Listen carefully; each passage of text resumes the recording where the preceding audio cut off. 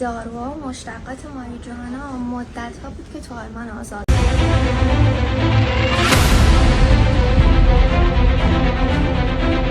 بود، ولی از دیروز قانونی اومده که استعمالش هم دیگه آزاده.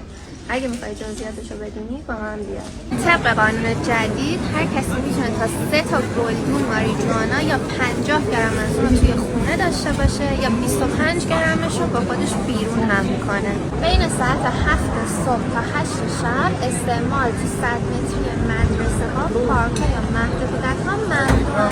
هدف دولت از این کار حذف بازار سیاه و شخصی سازی این بازار واسه خود دولته. موافقای این قانون به این باورن که با این کار توزیع مواد شیمیایی به اسم ماریجوانا کاهش پیدا میکنه و مصرف کننده ها به جای مواد خطرناک از ماریجوانای اصل استفاده میکنن.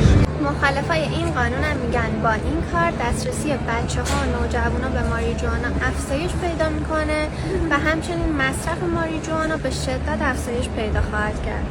حالا نظر شما چیه؟ واسه همین زیر بنویسید.